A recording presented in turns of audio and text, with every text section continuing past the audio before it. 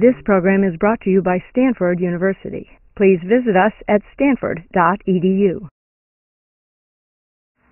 Well, the Eisner Prize film really describes the murder of Fred Hampton and Mark Clark, and I think that it puts a wonderful context for understanding the impact of the Black Panther Party and some of the reasons for its demise in the late 1960s.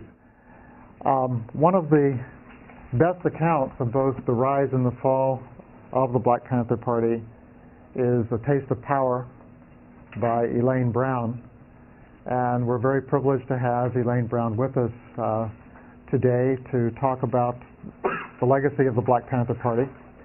And I'd like to just kind of add that Elaine has over the years been a great friend for myself and for the King Papers Project and now the King Institute here. She's come here on a number of occasions, even sang.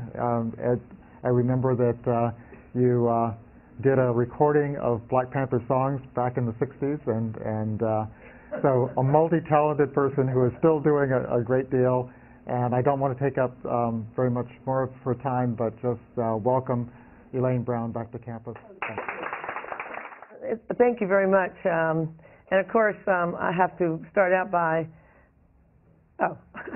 by acknowledging my sister, my friend, as I like to say, the first person who was my captain in the Black Panther Party. We did have a paramilitary structure. And at that time, we had women and men sort of in L.A. We had sort of divided, not divided, but so she was the captain of the women when I joined the Black Panther Party. Woman after whom I named my own daughter, Erica Huggins, is also here, and I understand going to talk to you, come back next week. So I'm very, very honored to, a couple of weeks, and I'm very honored to be here with her. Well, that actually makes me a lot more nervous, but that's all right. That's just. I won't be nervous long. So I think that within the framework of the limited time that we have, you know, it's one thing to talk about one's personal experiences in the Black Panther Party or the Black Panther Party from a personal perspective, which is what a lot of people do. And we tend to want to study history or at least get an approach to history through people's personal vignettes. And that isn't always the best way to understand the larger movement. The Black Panther Party actually officially ended in 1980. Do we say 1980, 81, something like that? 82, maybe. Oh, okay. I was like waiting for the nod. So, excuse me. And of course, started in 1966. And I think the first thing that anybody has to do is to contextualize why there was a Black Panther Party in the first place. Because if we don't do that, then we sort of think this is some sort of a group that just grew up out of nowhere. Was it a part of the civil rights movement? And was the civil rights movement itself even a civil rights movement? Like, was there some finite place where, well, we all thought of ourselves as fighting for freedom, and it was really the freedom movement that we were all a part of, not the civil rights movement, because we can recall very well, and I certainly, Clay, Dr. Carson can recall very well that Dr. King in 1967 talks about where do we go from here. And by that time you had the 64 and 65 Civil Rights and Voting Rights Acts passed, and he recognized that, yes, we had gained something one might call civil rights, meaning that we now had our citizenship was secure after 100 years, was clear, but that there was something missing. And King essentially says that for black people, we have half of what is good in America and double of what is bad. And so we have to continue the struggle to gain those human rights that we actually don't have and toward our freedom. And so, of course, King leads, by 1968, at the time of his assassination, leads a very dangerous moment of the March on Washington, talking about the Poor People's Campaign. Because when we think of Dr. King, most of us just think he was a good man, had a dream, don't know what the dream was, some black and white children walking up the mountain holding hands, something we don't remember. And so, you know, it's like, what was the dream? Well, it wasn't to get the 64 Civil Rights Act passed and the 65 Voting Rights Act. That was more like Lyndon Johnson's dream, to shut down the movement.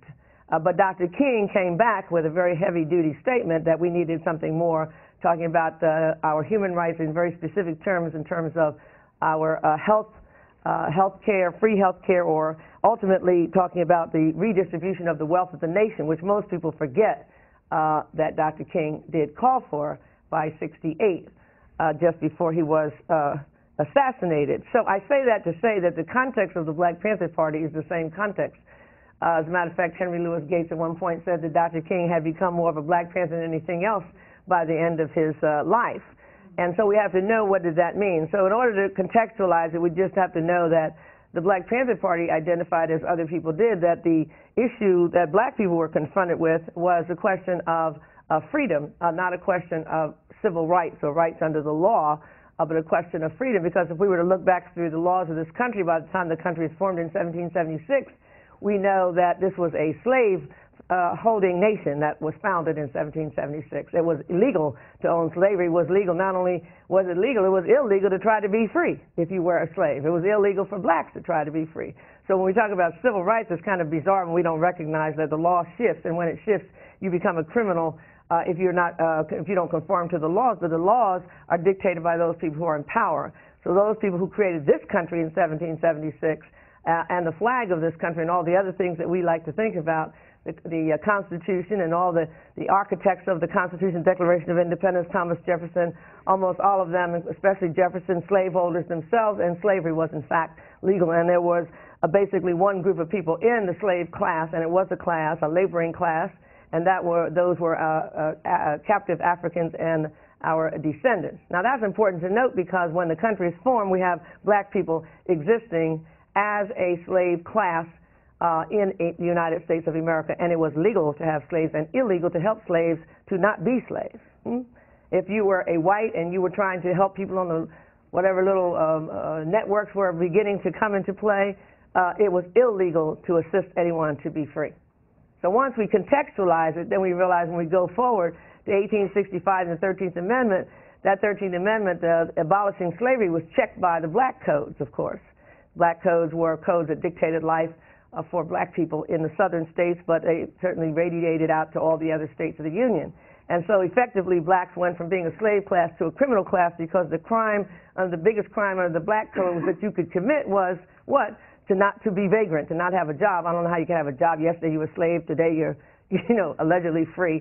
So we effectively went from being slaves to sort of semi-slaves, partial slaves. No 40 acres, the General Sherman's field order number 15 that we talk about, the 40 acres distribution of land to all slave families, that sort of died within a year, and under the new President Johnson. And by the time you get the 14th and 15th Amendments passed, you have a group of people basically living either in the jail or as on the chain gang because they violated the law of not having a job, or sharecropping.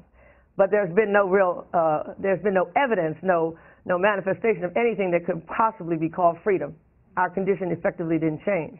1896, of course, Plessy versus Ferguson ultimately just stated yes. I mean, this is the situation of black people, and as long as that your citizenship does not go to your status necessarily, because we can't make white people like you. You have certain rights, but we can't force everybody to do this. And so as Plessy could not sit on the train in 1896 and sued and went the state of Louisiana for having to be sitting in a segregated inferior car for the same price, this court said as long as the accommodations are equal, they can be separate, which of course gave us Jim Crow America and the rise of American apartheid or discrimination and so forth. So we fought for those next years from, 1896, Booker T. Washington talking about the separation, and that was fine, the separation of races, as long as we had some money.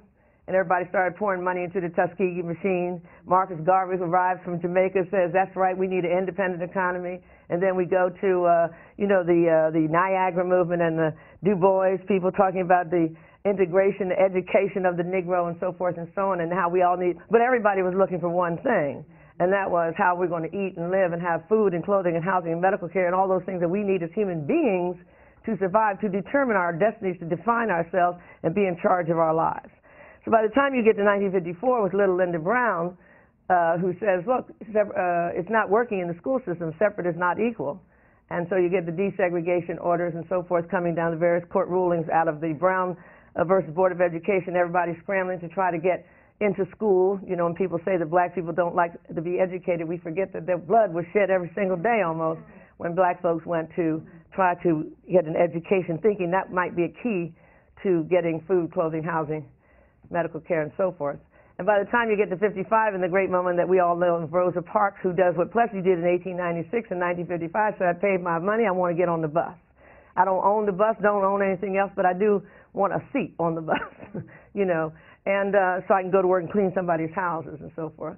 And of course, that became the great boycott, but gives us the moral voice of Dr. King rising up out of that boycott and kept telling America that shame on you, and that something different has to happen. And by the time we get to 64, 65, the Civil Rights Act, we've been 100 years since the 13th Amendment, and all we achieved was the right to vote, maybe, if you could get past some guns, and the right to use public toilets and drink out of public fountains with white people.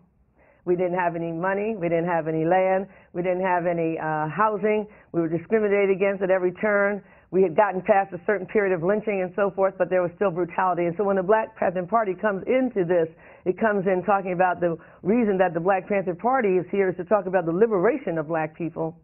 Of course, there were this language was going around, like black power, and nobody knew what black power was, but we just felt like we don't know what it is, but we want it. And so we strove to create a new ideal, an ideology that went not to the question of equal rights with white people, but our human rights as human beings, which is a little bit different. Because, see, when we move forward and we find like women taking this cause up and other people, you can ultimately play this out to say that, well, Condoleezza Rice is an ultimate achievement as a black woman and a black and a woman, and we would argue with that because that means that you have now gained the right to be equal with men to oppress other people, and that would be what we would oppose, because we then said in order for black people to be free, we have to find strategies for freedom, and we began to talk about we had a 10-point platform and program, and we discussed that program and started with the 7th point, which is to end police brutality in our cities, because in our communities, because that was the first point of our relationship with the system, where we were charged, convicted, and a sentence executed on the streets. Huey Newton used to call it a red light trial, right there at the light, right now. And so so you see the police and so forth. So all these things were going on, and so the Black Panther Party identified 10 points, and our ultimate goal was we talked about, we wanted land, bread, housing, clothing, education, justice, and peace. And we had other goals too, but the bottom line was we wanted to have self-determination. We wanted an education that taught us our true history, and so forth and so on. And so those points became a kind of basis for the party's existence, and the party was saying something different than every other group around at the time, and that was that we were talking about black liberation. We were talking about self-determination, but we also recognized that we could not talk about black liberation or self-determination in the context of the oppression of other people. We couldn't talk about it in the context of the oppression of Native people, so we helped to form a coalition with the American Indian Movement, AIM. How can we talk about our freedom in the context of the oppression of Chicanos or Mexicans? And so we formed a coalition with the Brown Berets. Same thing with Puerto Ricans and the Young Lords, 4 whites in the Young Patriot Party. What about women? We were the only organization calling for women's liberation as a part of our struggle. What about gays? We were the only organization talking about gay liberation as a part of our struggle. What about people who are have disabilities and a handicap? We formed a coalition with the Center for Independent Living over in Berkeley, and certainly we're pioneering in getting the federal buildings to break down the doors and begin to be wheelchair accessible. What about the elderly? We helped to form a group with other people called the Grey Panther Organization. And what about our brothers and sisters fighting all around the world? And we had coalitions in Africa with the PAC in South Africa, and with the ZANU in Zimbabwe, and with Frelimo in Mozambique and so forth. And our brothers and sisters, and we coalesced with our brothers and sisters in struggling in Vietnam. As a matter of fact, not only did we call for peace in Vietnam, we not only called for peace, we called for victory for the Viet Cong. Not only did we call for victory for the Viet Cong, we said we would send our people there to fight with the Viet Cong against the imperial, as we said, American force. So we considered ourselves to be revolutionaries because we said we could not be free in the context of the existing scheme, because it is that scheme that gave rise to our oppression. So how can we continue that scheme and then consider ourselves to be free under that same scheme? So in order for us to talk about freedom, the whole thing had to change. ultimately, we were certainly anti-capitalist, but that wasn't any different than what Dr. King was talking about. When you're talking about the redistribution of the wealth, somebody's going to shoot you in the throat because nobody wants to hear anything about the redistribution of the wealth. That's when you get to the fundamental questions, okay? Fundamental questions. So the party did that, and we had many strategies to do that. And people like me came in because we were swept up in the moment. It was a wonderful and exciting moment, and we're transformed, not only then but now. My own life is defined by the Black Panther Party and my participation in the party as an individual. I can't even imagine myself outside of that history because of the fact that it had so much to do with the history of this country and the efforts of our people, Black people, to be free. So I think that just looking at the arc that I've just sort of tried to quickly explain, what we attempted to do was to create the conditions to bring about revolutionary change in the United States of America toward a society in which no one would be hungry, no one would be exploited, no one would be oppressed, and a dream about something bigger and different and better and a new society, and to do that. And why we were crushed, of course, was because we did make all these coalitions, because we did influence so many people, and because we were bringing about mind changes among Black people and other poor people that they had a right to eat, they had a right to have food. Nobody should be denying anyone food because you don't have the money. If you don't have any money in this country, you can't eat. It's just that simple. That means you could drop dead tomorrow. If you don't have it, most people in this room probably don't have medical insurance, or you have it through your parents, or you have it through some other little program. But if you don't have it, or maybe you have it, and you say, well, I can get my teeth fixed, but I can't get caps, or I can't get root canals, people start making choices about their lives based on health. And so we find today, just to close this out, that we have the similar conditions, if not worse in many ways, for the majority of Black people, and certainly for a number of other groups of people. We see the so-called immigrant question, which is not really an immigration question because it's a Mexican question. Nobody's asking about French immigrants. Nobody's asking about any German immigrants. No Lithuanians are being challenged. Everybody's talking about some Mexicans, so let's talk about what it is. And it really is about money, of course. It's not about Mexicans, it's about money. It's about getting cheap labor over here, people striving to make money, and some other people talking about whether or not they're legal status, which is legal immigrants, which is hysterical when one thinks about the very founding of this country. And there were some native people here for 10,000 years or so, and people came in and ripped them off and killed them and everything else with a certain amount of a level of brutality that probably hasn't been seen in a long time, and now having the nerve enough to talk about who is legal and who isn't legal. We have over 2 million people in prison in the United States, the highest incarceration rate in the world, and of those 2 million people, 50% are Black. And we have Black poverty at levels at just about the same percentage and ratios as it existed in the 60s. And we have situations where the Black infant mortality rate, for example, is the exact same as it was when Dr. King talked about it in '67 or so, and which was double that of white infant mortality, higher than almost any other place in the Western Hemisphere.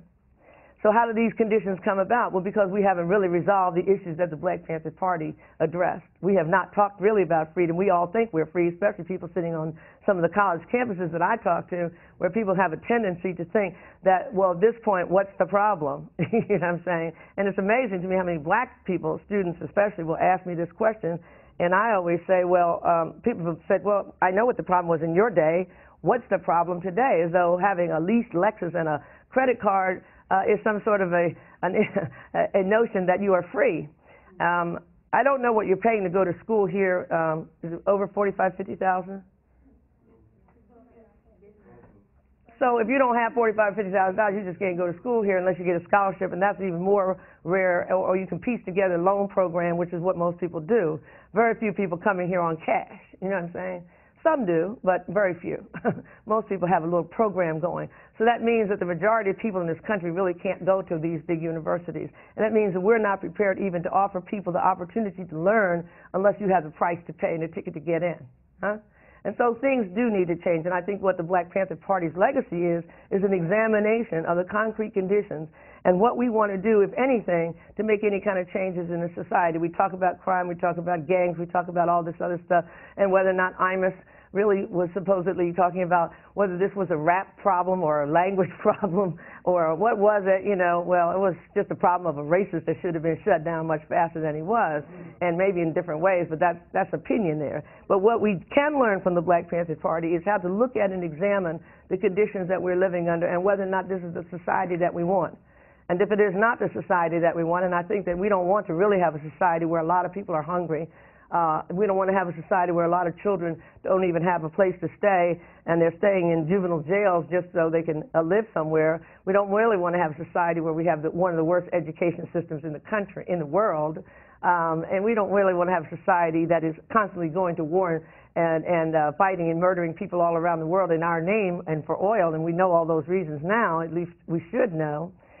Then if we don't want that, the legacy, I think, of the party is to examine how we might go about changing that and what change has to be made, and whether this change over here or that change over there will be sufficient, and whether or not we might want to really end up talking about fundamental change in the social construct in the United States so that we might, as we used to say in the party, truly be able to bring about the power of the people. So thank you very much for listening, and I'll take some questions. Yes. Yes. I have two questions. One is specific and one is really fascinating. So my specific question is, I wonder if you know anything about the Black Power movement in Australia, just because that's the thing I was researching. Are you the young lady that sent me the email about that, or that sent me? Yeah. No, not very much. I mean, you know, there were a number of people that, you know, even the, you know, we hear about Stephen Biko, and really he was inspired by the Black Panther Party of the United States, and many were. And of course, I think it's the Maori people, right? I know Aaron Dixon, one of the brothers who was a leader of one of our chapters in Washington State, has visited with them and has had some communication, but this is post the Black Panther Party. I don't recall, I don't know, Erica, if you recall any particular thing that we had in relationship to the Maori people in Australia, but I know many groups, believe it or not, around the world, as people began singing, you know, "We Shall Overcome," coming out of Dr. King, there were groups of people around the world that formed themselves and patterned themselves after the Black Panther Party in terms of identifying themselves as black people and also as having human rights. So that's why I didn't have very much to say to you, because I really didn't know much to say. Well, my other question is, what can we do now, today, as students? What can we do? Well, the first thing to do is to decide that there's something that needs to be fixed. I mean, if everybody's comfortable, then what can we say? And so, I mean, I was speaking to some students at UCLA the other day, and for black students, I always say, well, you know, you got here by the blood. You didn't get here because you had a high SAT or you didn't have a high SAT, or affirmative action, because the only affirmative action was affirmative action that we created, okay? Was not a benevolent, even though, what's his name, the twin that always says this, the white people, huh? She knew just what I was talking about, the twin. There was a good twin and the bad twin, right? Shelby, the bad twin, the evil twin for real, who suggests that affirmative action was a result of the benevolence of whites. But affirmative action, the little bit of programming that there has been, is because we have fought and we have struggled and so forth. I mean, I always say that, you know, Fannie Lou Hamer lost her eyes so you could go to school here at Stanford University. That's the way I, you know, sort of juxtapose the facts of things. So in that case, then we have to say, okay, what is our duty at this point? Do we have any duty as blacks, just using blacks alone? Or do we as enlightened people, if we are enlightened, understand that, you know, I am connected to you, you know, as we used to use the African phrase, I am we. And so we say, I am connected to you. So if there's some child out there who is hungry, then do I have any duty to that child? And people say, well, you know, the parents are no good, the mother's no good, the father's no good, and all that kind of stuff. And so therefore, that I can shrug, like Atlas shrugged, like Ayn Rand's ideal. I can shrug and say, I'm not responsible for that, so therefore I'm not responsible to fix it. I didn't bring it about. Let the parents do it. You know, I wrote a book about a little boy named Little B, Michael Lewis, called The Condemnation of Little B, and his mother was a crack addict and a prostitute for the crack, although he likes to say that his mother never prostituted herself, but that would mean for money. But for crack, she did a few things that were necessary to survive. And by the time he was 8 years old, his house was the crack house. Now, somebody would say, well, why didn't he go to school? You know, he had choices to make, you know. He should have sat down and done his homework. And we have all these kind of notions that we, well, I mean, I'm not, you know, this is the way we think, you know. That way I'm not responsible for him. But here in the Palo Alto area, we had a chapter, a branch in this area, East Palo Alto, and we had a lot of Stanford students. Matter of fact, Stanford students took over our breakfast program here, which was a relief to us, free breakfast for children program, because then we didn't have to do it. And they had a lot, and some of them had a lot of money, and they supported it. One of them ended up helping us with our school over in East Oakland, building our little science center, and taking some of that $3,000 a month that he had for spending change in 1972. He was a cash and carry student at Stanford, and his sister. But anyway, of course, they did own most of Austin, but that's another story. But the point is that students did that. So yesterday I was at, where was I? UC Santa Cruz, right? And they had a big people of color conference. And it was actually quite incredible to see the blend and the mix. There were like, I'd say 300 people who stuck to the conference the whole time. And there were really black, Latino, Native, so forth and so on. And it was a wonderful Asian. It was wonderful to see them. And they kept saying, what can we do? And I said, didn't you have Watsonville sitting right out here 12 miles away, where you have all these Mexicans picking strawberries? Meanwhile, the INS comes through when they want to, in other words, how if the game gets played, it's like the Driscoll strawberry people who own Watsonville have the people coming and picking, and then they're planting right now. I think there's a planting period now, and then they're going to pick till, like, say, August or something. And then they're kind of like out of work for a while, and that's when you want to round them up and get a few out so you can even go lower on the money on the next round of people. I said, now you're sitting here on this beautiful UC Santa Cruz campus where you have everything they had dormitories. I thought I was in Beverly Hills. You know, I mean, truly, the dormitories at UC Santa Cruz are almost incredible, and the rolling hills of Santa Cruz, just beautiful. I said, why don't you go out there to some of those kids that are out there in Watsonville, and you don't have to do what we did, but you might want to do something. A lot of this beautiful campus is not even being used during the summer. Why don't you let it be a camp for some children of the farm workers who don't have anything to do with their children for the summer? Everybody went, yeah, wow, we could do that. I said, look at this campus. You got food, you got swimming pools, you got these people saying, oh, look, we have lavender here. And they dealing with the strawberry fields of Watsonville, which is like the cotton fields of Georgia, and they're telling me about the lavender on the campus, walking around with some rings in their noses and some blue hair, thinking that they're radical because they're now dreaded out or, whacked out with some kind of a look, you know what I'm trying to say? And that meanwhile, back at the Watsonville Ranch, folks are dying. So you got East Palo Alto, you got some immediate things that could be done as students to say, I am connected. I am connected to other human beings, and I want to use my skills. If I want to become a doctor, I'm going to think, okay, I do want to make some money because I got to pay medical malpractice insurance, if nothing else. So maybe I could be a doctor and start a little clinic somewhere, as we did for free, for free. If I'm going to be a teacher, maybe I'll make a commitment to teach in elementary school where it's hard and there's no money. And as a matter of fact, you probably have to pay more money to help students because there's very little budgeting and so forth, or maybe fight for education. And if you want to do that, you can take your skills and begin to think differently about it. And then eventually maybe you'll do what I did and what most of us did. You learn from a little thing, and then that little thing sort of says, wait a minute, I can't just have a breakfast program or, maybe I have to do something else, and maybe some other people. And the best way is for people to unite and to organize, because the Black Panther Party was an organization, and outside of that, most of us are walking wounded in many ways because we don't have that framework to operate in anymore. So that's kind of long. Yes. You talk about a number of progressive causes that the Black Panther Party undertook when you were in power. But what about gender equality, right? Because you speak about sexism in your book, and I know Alice Walker wrote an article in the New York Times in 1993 sort of related to your book, sort of criticizing the way that you were treated as a woman in power within the organization.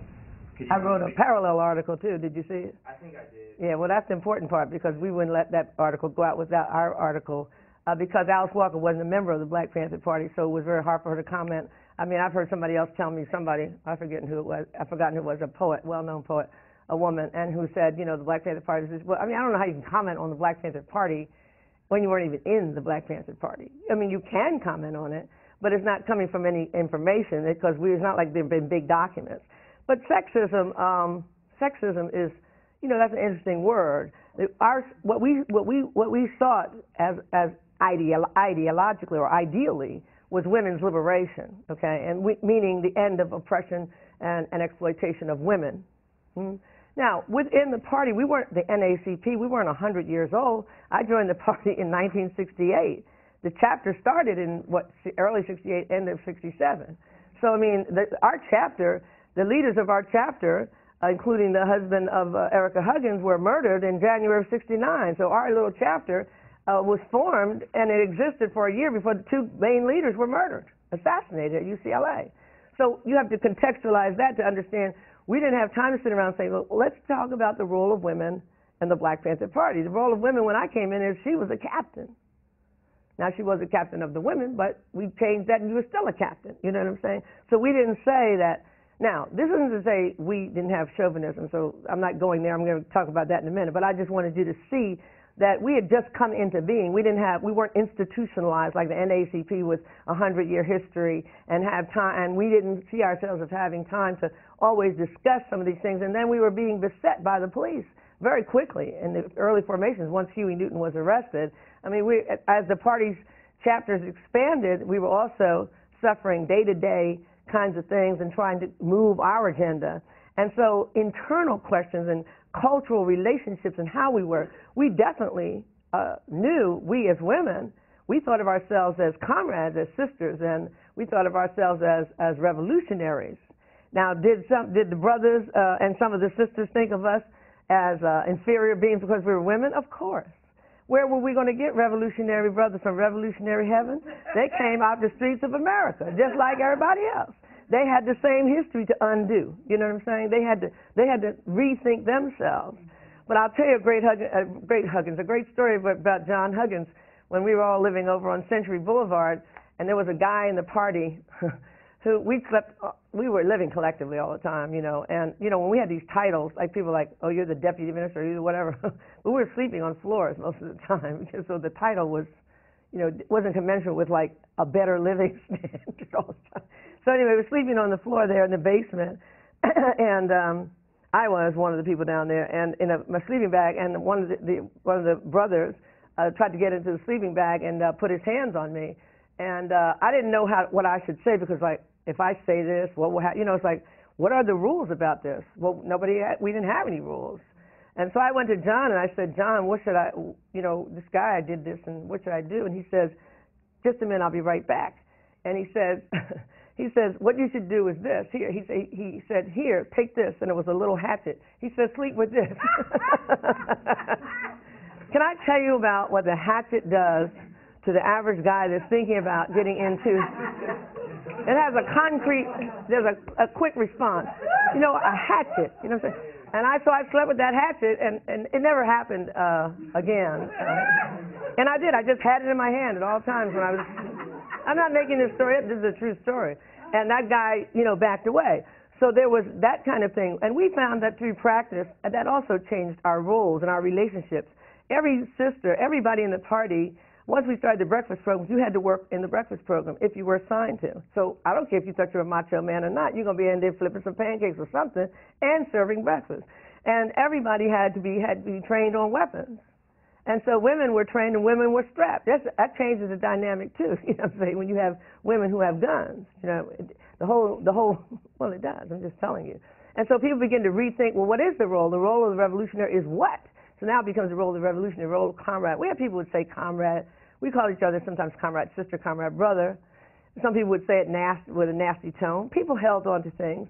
We attempted, in the context of everything else we were doing. But I think that one of the things we did find, if we were to look back on the party now, I believe that the action and the roles became defined more by our commitment to our work.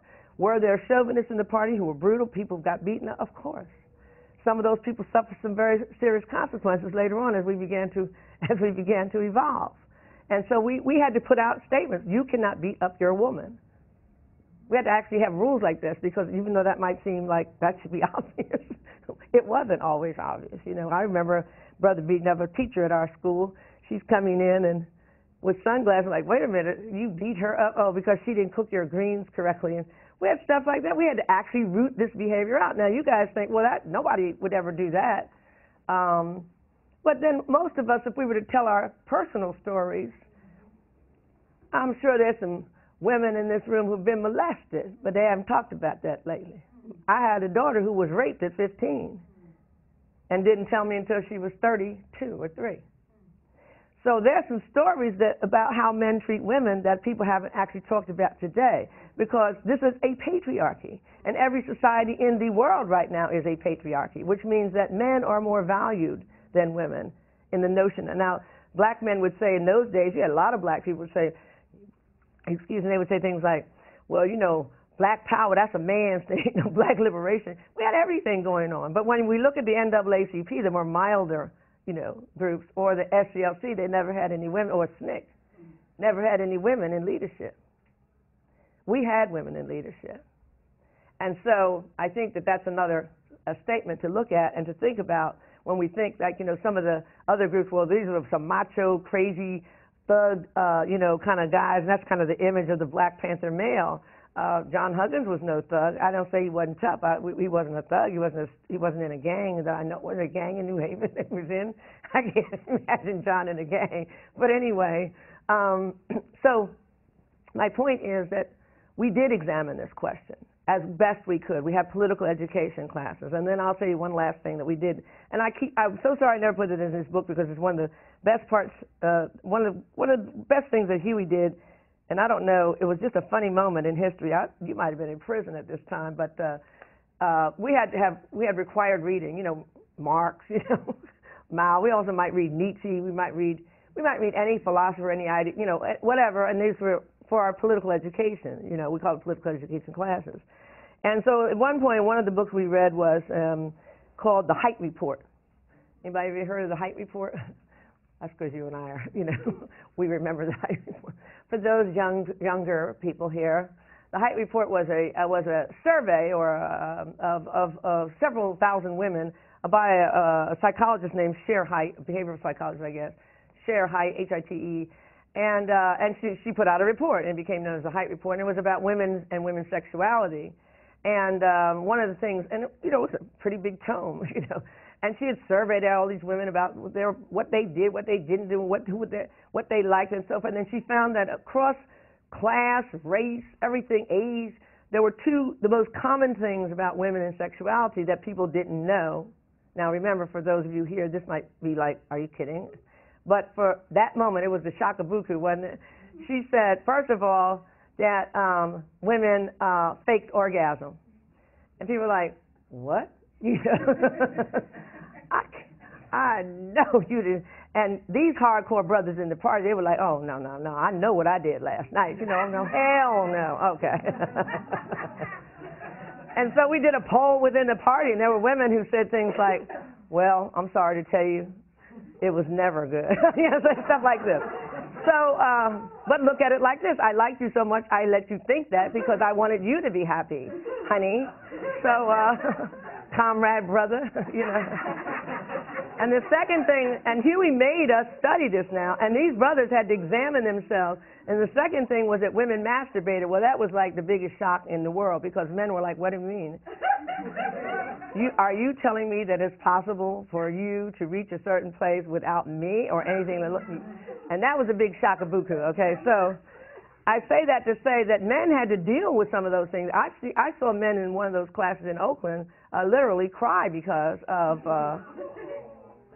yes, I'm sorry.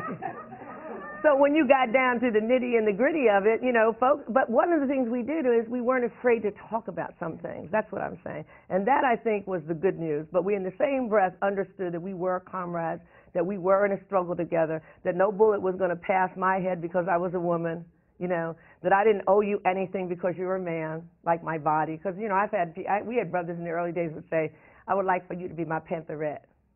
I was like always thinking, is that something like something you put in your head? I could only think of like a barrette, you know. So, I mean, yes, it was ridiculous. But I think that we had some pretty tough broads in the party. Some people were run out of the party because of it. We had women like Erica and me and Phyllis Jackson and Joan Kelly and all the people that we could talk about, just a number of women who stood strong. And we did not let these men roll over us. And we did challenge them.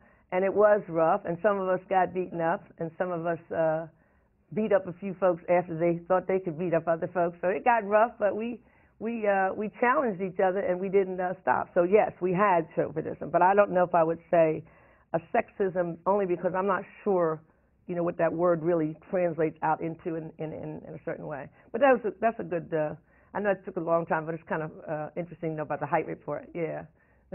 Any other? Just to follow up on that question, you became chair of the party. Right, chairman, actually. Chairman. And how did you run a party of very macho guys? Right.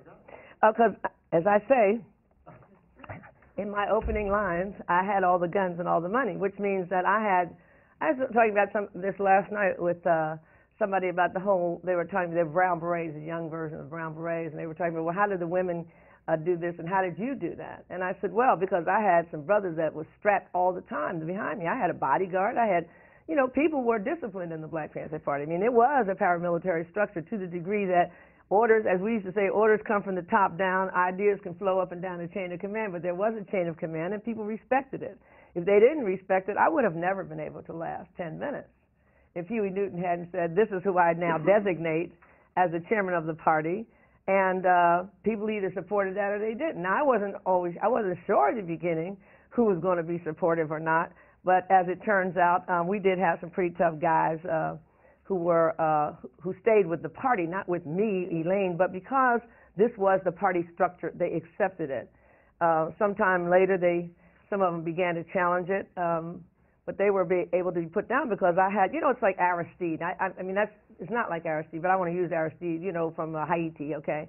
So Aristide says, I'm going to become president, but I don't need an army. I'm like, see ya. Wonder how long he's going to last, you know? So, and he didn't last long. Colin Powell went and slapped him upside the head and said, best thing for you to do is get out of office, even though you were democratically elected and all that other stuff. Same thing with Allende in Chile. You know, he has the very person, the head of his army is trained at the School of the Americas in Georgia, Pinochet. Now, this is not a good guy to have for your general. You need a general that's got your back. That's the minimum, okay? That's the minimum. And so there were people there, brothers, who were serious, and just like the women. But I can tell you that without those soldiers in that level, there would have been some conflict. And there were people who challenged it wasn't that they challenged me personally, but they thought it would have been an easier thing to roll over me and take charge. Some people from L.A. that came up and thought they were going to do that, and they were put down pretty ruthlessly, quite frankly. And so I don't know if any of you have been looking at these American gangster series on television, not the film version with Denzel Washington, but the last one, the Frank Lucas story was one thing, but there was another one called about Felix Mitchell, who was out of Oakland. Felix Mitchell was one of the biggest and one of the early big-time drug dealers in Oakland. And one of the things that Huey had started, and I've said this in my book, so it's not something that, you know, and Flores Forbes says it in his book, which you might want to read, called Will You Die With Me? Forbes, F-O-R-B-E-S, is the name of the author, last name. And we, at one point, you know, we had fundraising parties. We did a lot of things to raise money so we could keep our school going, keep our programs going, so forth and so on. And at one point, we began to, what Huey called, collect tithes from the illegitimate black capitalists. That would be your dope dealers, your pimps, and so forth. They were operating in Oakland. Huey decided that they would have to tithe so they could participate in the struggle, even though they clearly didn't seem to want to. And many of them did resist.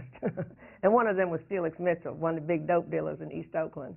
And we talked, and Flores Forbes, I don't know if you saw that, Erica, Flores Forbes was actually in that film. I didn't know about it until somebody called me about it. My youngest son called me to tell me, and I missed it. I did too, but we're going to get copies of it. Flores, I called Flores, why you didn't tell me? But anyway, so, and Felix Mitchell was one of those people that we collected from. There would have been no way in the world that I could have survived that period in Oakland, the rise of that heavy-duty drug trade, without those men, period. And so they were behind us, and ultimately there were conflicts with the men and the women, but as far as most of them, they supported, even if they didn't like the idea of a woman being the head of the party, their commitment to the party was greater than their chauvinism, and so they stayed with it. And if they didn't, they just had to leave the party, the city, and perhaps the state. We never know. Anything else? No? Yes. I guess I'm not familiar with the Black Panther Party.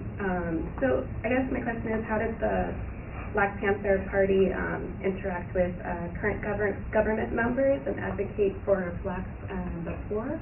I mean, were they, like a lot of what you were saying, I think, is more the individual, a change in like the way the individual thinks about themselves. I mean, what was the Black Panther Party doing to, you know, change the way that people in power are thinking? Well, we, as I indicated, I tried to avoid the individual. I thought I said that in the beginning, the individual issues, by talking about the context in which the Black Panther Party came into being, okay? And that was as a part of the freedom movement, right? And we organized different people around in coalitions, but mainly we focused on what we were doing in the black community. So I didn't address the question of getting people to participate, because we knew that the Black Panther Party was not going to be the agent for change. The agent for change, we always said, was the masses of people. Without the masses of people, there is no revolutionary struggle.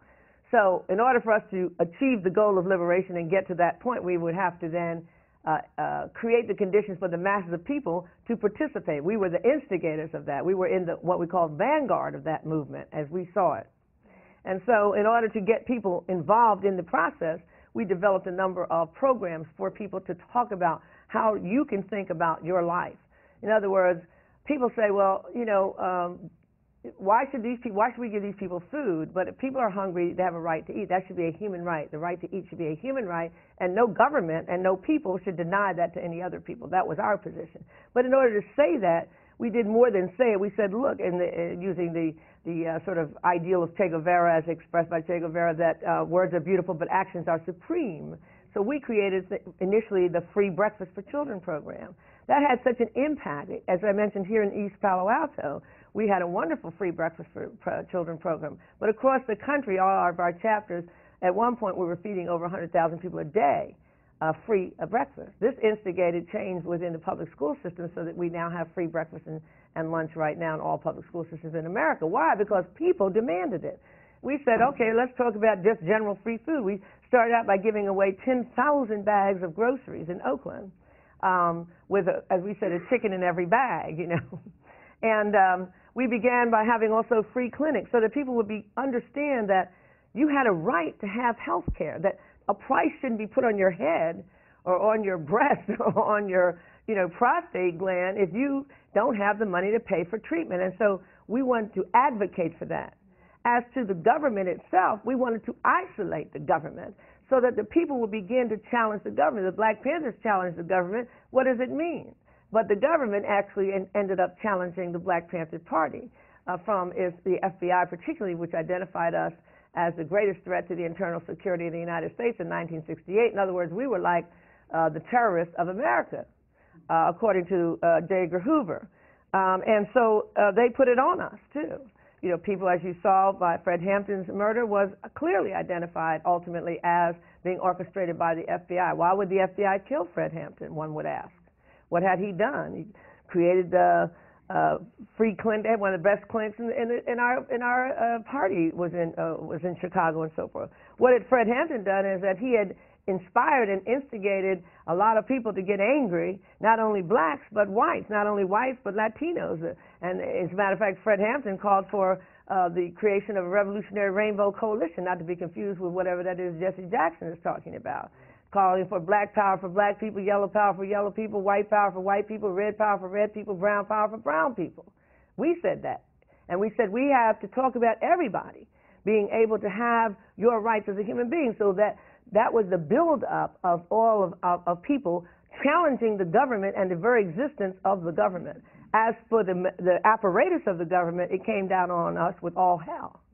Our office in L.A. was assaulted by several hundred members of what was an unknown group then called the SWAT team, which was created for the Black Panther Party. The very first SWAT team in America was in Los Angeles, and it was created to put down the Black Panther Party. 11 people in our office, 2 women included, fought the police for 5.5 hours and survived it. But that was the kind of thing. People were arrested. Erica Huggins spent 2 years in jail on a fake charge of conspiracy. And so that was the way the government responded to us. Our fight was to change the entire dynamic. And we didn't see ourselves as being the only ones in that. And so what our primary focus was, the organizing of the people to be the agents for change. Are you following that? Yeah, I guess my only other concern is, so it's not the governmental structure and like the actual laws in the Constitution that you disagree, or the Black Party is not trying to get rid of. It's sort of the values of the people in those positions? No. What the laws really reflect who is in charge. As I mentioned in the beginning, the people who formed this country, who signed the Constitution, were mostly slaveholders, okay? So therefore, slavery, it was in their interest to not disband slavery because too much money in slavery. South Carolina rice farmers alone by 1776 were challenging kings and queens of Western Europe in terms of the amount of money they had. Now, why is that important? Because, in other words, if I say this is the way the game is going to get played, okay, I come in here and I rob everybody, right? I just come in here with a couple people with some machine guns and say, give it up. 90% of you will do that. You know what I'm saying? Most of us, I mean, I will. If you come in here with a machine gun and want my purse, I mean, I might give them not only mine but yours, you know. So that's the way that goes because I'm in charge now, and the law is what I say it is because I've got this. It's what I say it is. So I'm now going to say, okay, all of the women get on this side of the river, and the men. I mean, whatever I say is what the law is because I'm now in power. So the laws reflect the reality. You understand? So when we say, for example, the constant shifting of law, we see that 1 minute the Supreme Court will say you have Roe versus Wade. That's a common one. That's an easy one. The law is that you can't have an abortion. Now the law is that you can legally have an abortion. What changed? Did the morality of abortion change? No. What changed was the law and the people who were able to influence that. But in this country, the fundamental scheme that we challenged was not the government, because the government was a reflection of Wall Street, of capitalism, of all the private corporations and the corporate people who held the power and therefore defined the law. They had the guns, they had the money, and they're going to say, this is what the law is today. And so, but the people, we said, were the true holders of power if they would be collective, because our interests are not served by people who will make us pay us $5 an hour. Here's a government that has what? The biggest, what is it now? The minimum is what, $7 an hour or something? Who is living on $7 an hour? I'm going to start selling some crack if I have to worry about $7 an hour. Although that is hard these days. It's hard out there in the trap to sell and make any money. But do you see what I'm saying? I'm saying this humorously, but a new scheme, a new construct where we don't, for example, the government that Hillary Clinton talks about insurance, all health insurance for everybody, right? Right? Right. Okay. We're not talking about health insurance. She's trying to feed the insurance people right now, okay? But we don't see that because it sounds good to say universal health insurance. Well, if I'm sitting up here and I'm Providence Insurance Company, whatever it is, something with Providence is in it, the Lincoln Insurance Company, whatever it might be. Why can't I think of an insurance company right now? So it's going to be in my interest to have universal health care because everybody's going to have to buy health care. The government's not going to pay for it, not under the Hillary Clinton scheme. I would be saying no. I think that we as a people have a right to collect our money and say that we're not going to let anybody be without health care. And that it doesn't require private insurance companies where we all pay $80 million. You know, I mean, I'm 64 years old and I've been paying car insurance from now to doomsday. I've had one accident, which really wasn't my fault, so my insurance company never even paid that, right? So how much money have I been giving as a contribution to a private insurance company, and what has it been for? And people say, well, that's to guarantee that if you do have an accident, you'll get paid. But I know I paid more than anybody's accident over these years. So we're talking about a new scheme. But here, the scheme is that I'm the insurance guy. I made all this money from slavery, probably. Now I evolved into the insurance company in Rhode Island, where you had one of the biggest slave trades in the world, and where you have a lot of insurance companies. And so I evolved into an insurance company because I had so much money. I made money off insurance and all sorts of. So now it's in my interest to have laws that say that you have to have car insurance.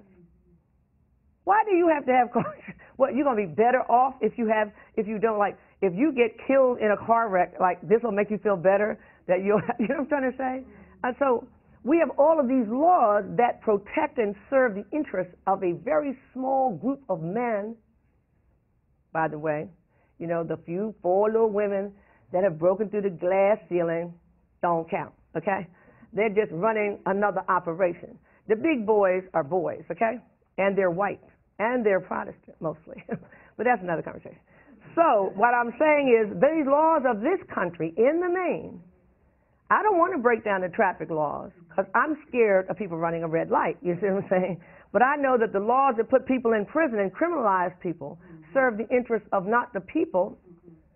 Some guy that rips off $20 down the street, no gun, you want to really pay $30,000 a year to keep him in prison for 10 years? I mean, what kind of, you know what I'm saying? So the laws of this country protect those people who hold the power, and in their case, it's not only guns, but it's also money. But it is guns. This country is the biggest arms supplier to all wars in the country. 85% of almost all wars have guns made in the United States. The gun manufacturers are certainly going to promote the law that says, don't forget the Constitution. We have a right to bear arms, especially if they're not Glocks, but instead Smith & Wessons. You know what I'm trying to say? This is an armed country. This is a country that doesn't play. So the arms dealers and the arms users and the people who are getting Boeing and all those companies that make money from war, their interest is to continue war. Our interest as the people is to take that $10 billion a month and put that into the hands of some children for some education, pay some teachers $150,000 a year starting salary, make sure everybody gets a health care, not health insurance. Doctors don't have to pay medical malpractice at the level so that they won't have to translate that into you. And so that is the system that we argued to take away the power from this small group and put it back into the hands of the people. So you're proposing, I think I understand more, you want to expand the voice of the mass. No, and not just the voice, but the actual power. Do you understand what I mean? In other words, every single thing in this room that is here, that is tangible, material, from these lights to our clothing to this floor to this table, is manufactured and made somewhere. But most of us have no real relationship to it. We just pay. We own the consumer wheel. We don't know why it's worth less or more. We don't know what electricity is worth. We don't even know where the power sources are. We think the power source is here. So we want to have the ability to define that and to say, I shouldn't, wait a minute, I was paying $100 a month for water and it was only costing them 2 pennies? You know what I mean? Or $3.40 for gasoline, and they made $30 billion profit. Right. And all of these things, these day-to-day things that they're outside of our influence. And so we, like many people around the world, say this power should not be in the hands of a few people. It should be for all of us to decide, a real democratic process, if you will. Not mob rule as we have now. We have mob rule. You know, if we in this room, I don't know how many people in the room, what do you think, 40 people, 45 people, something like that? Let's say 40 people are in this room. And so everybody votes, and we say, we're going to vote to kill me. You know what I'm saying? Now, 41 people can say, okay, and I'm dead. You understand what I'm saying? It's called mob rule. It's not democracy because it doesn't serve all of us. It just serves the group that lines up to be the majority. So black people and white people voted along in the exact same way, white people would always win. If all white people voted on this side and all black people, it's just a sheer numbers game that black people would be, as we are, sort of have a crunch. So I'm just saying, so the real democracy would be to serve the interests of the people, all of us, not a small majority who group up into a mob and are able to overwhelm the minority, right? Go ahead. So when you came in earlier, there was some discrepancy about where the Black Panther Party ended, and I was just kind of wondering your opinion on where that goes in or what causes it to. Well, there's a lot of things that still need to be changed, and your ideology proceeds that and says that, yeah, I mean, we should be looking to change constantly. Well, a variety of things happened. You know, there were shifts in the party, different periods of the party, but I would say that at the end, if Erica says 82, 81, 82, that was when the official end. But I would say officially because that was the last vestige of what we had left as an organization. The school, I would say, it can say is an institution of the Black Panther Party, was all that we had left after the party fell into disarray in many ways. Some of that was, I would say, battle fatigue.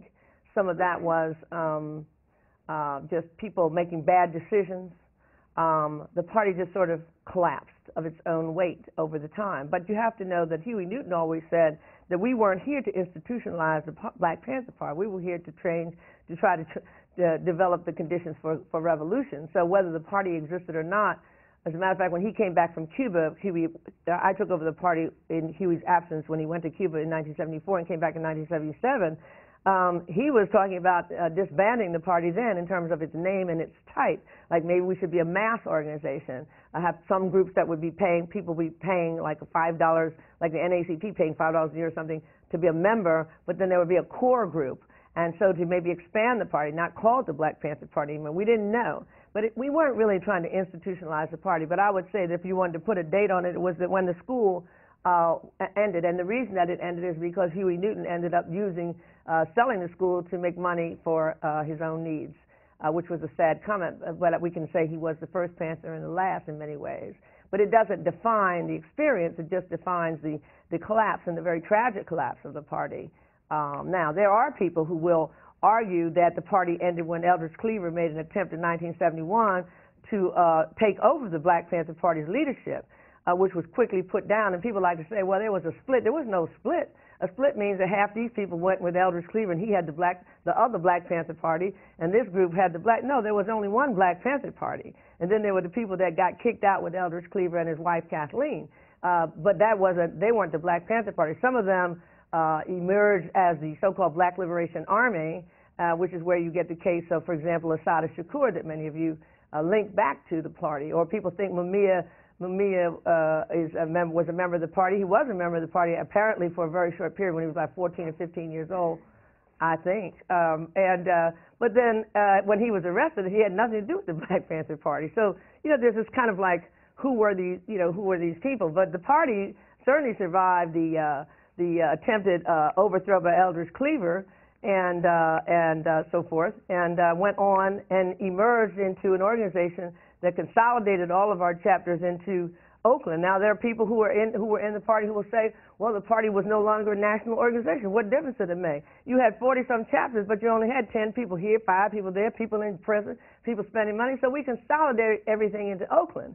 That only made the party a stronger organization, not to say that it wasn't national doesn't translate into anything. But you'll have people say, well, that marked the end of the Black Panther Party when Huey Newton and the Central Committee ordered all the chapters to come into Oakland, and that people like to say, well, that's when the real Black Panther Party ended. No, the real Black Panther Party went on until 1982, even though it was small and so forth and so on. But the tenets and the structure were there. Okay, so I see that I'm getting the old hook.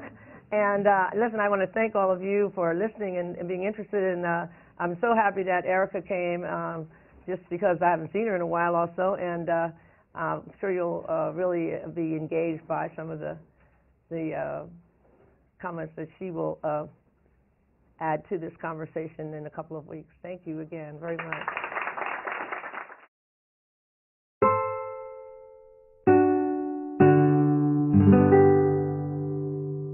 The preceding program is copyrighted by Stanford University.